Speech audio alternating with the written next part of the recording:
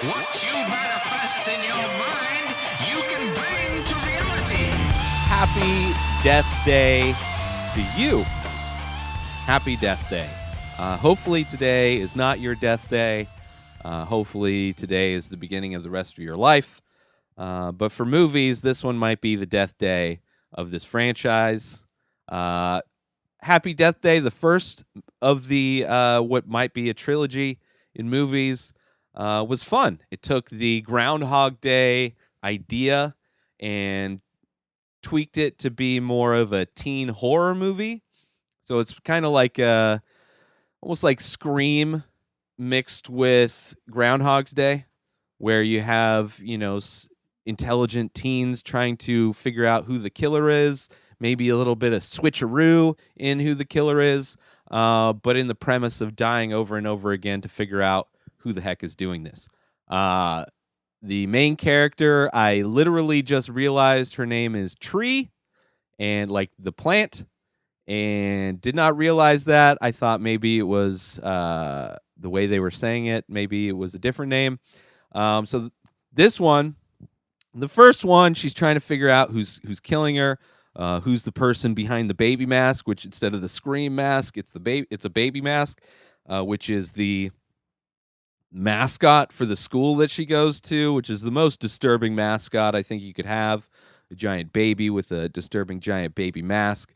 And in the first one, in her trying to figure out how she is being killed, who's killing her, she falls in love, right? So kind of similar to Russian Doll in some ways, where there's the non-existent love interest, but then over time they fall in love. The first one, she's waking up every day in his bed because she went to a party, got wasted, and the next morning she wakes up on her birthday in his bed, even though she doesn't really know him, but he has a crush on her. He's like the sweet dude that has the crush on the wild child. It was good. It was fun. It was a fun kind of mix to have that kind of way of telling a story, but making it more, teen horror, whatever. This one, I wanted to go see, one, because I liked the first one, but I was also curious to see how they were going to do a sequel.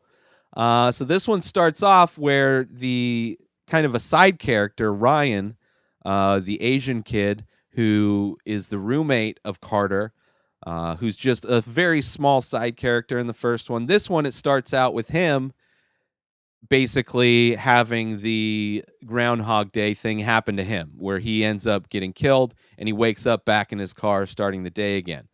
But then there's a shift where he goes in and she realizes that he and her both have the same thing, right? Very much like Russian Doll. It's like, oh, and so she's like, okay, I know how to fix this. Let's go do this. And she goes, and they find out that it's his science experiment that's doing it.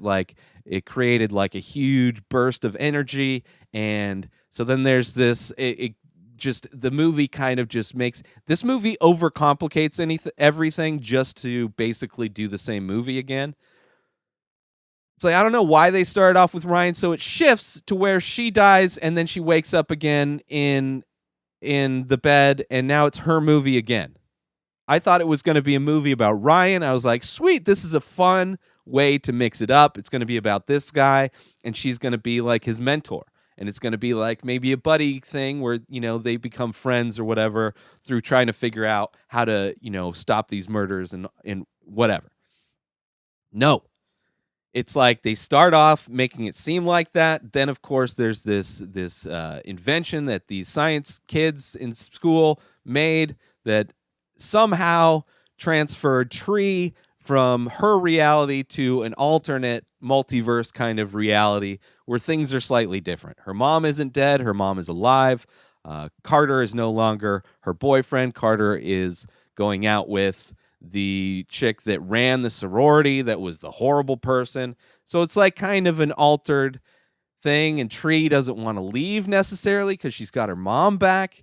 And there was some fun once it got into it, and it was like, okay, when you kind of get past the explanation of it, there's still fun to be had. You still get to see her in a new way. Now she's got to figure out how to make this machine work again to try and fix.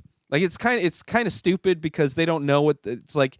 They don't know how it happened, but somehow the computer software will know once they input the right code that it will just fix everything again once they turn it on. So like the premise of this movie is just horrible. Like it's just kind of sad. It's really kind of sad. So now in this one, the challenge is like she's used to dying. She's not worried about it. The challenge is fixing this machine. And in an effort to do that, they have to eliminate variables, right? They have to troubleshoot what's wrong, and they have to keep trying different like algorithms until they input the right one.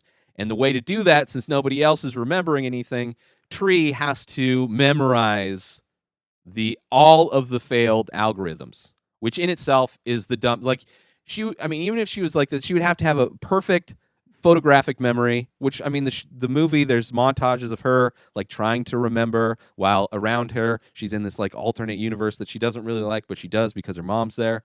So it's like there's so many problems. It's like so overly complicated and just like stupid because like nobody's gonna remember all the failed algorithms, especially if they've never done it. You know, they have no idea. They're just literally memorizing gibberish to regurgitate.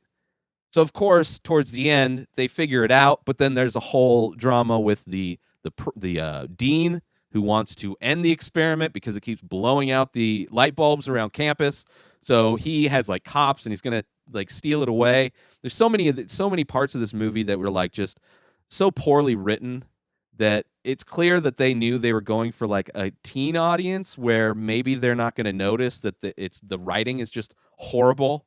Like not just the dialogue necessarily, but like how things happen, why things happen, what's going on in this movie. It's just like so weak. Yeah. And then it it ends the way you think it ends. You know, they figure it out. She goes back and she's back in her, she ends up going back to her reality, right? It's just, I don't know, man. I didn't buy the love. Like this one, I didn't give a shit about the love story because it's like she's like falling in love with Carter again, but Carter's like he's like happy with somebody else. So it's like she's trying to steal Carter back in an alternate universe that she's going to end up leaving anyway. She wants to have her cake and eat it too. She wants to fuck up the reality for her other self in this universe, right? Where she's going to cause all this drama with Carter and her sorority sister, and just because it's like it's so much of this was like good intentions but just horrible writing, horrible follow through.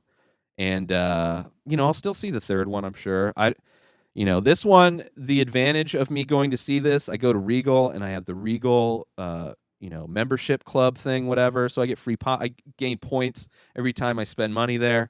And they have promos every once in a while where if you see like 3 movies in a row, each time you see the next movie, you get more points, you get free popcorn. And then if I watch, it was this one, it was some other movie I just watched that wasn't that great, but not horrible. I can't remember what it was, but I had to watch that one. I had to watch this one, Happy Death Day to You, and then watch Us, which is, Jordan Peele's follow-up to... what was his movie called? Jordan Peele, Get Out.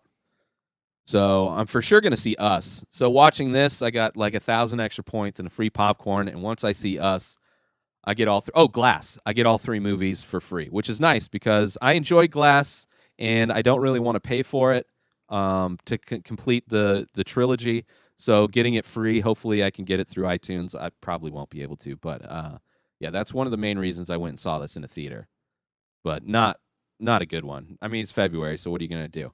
But that's it. Death Day to You. Happy Death Day to You. Watch the first one. Don't worry about the second one unless you just, you want more of the same, but just kind of with a worse setup.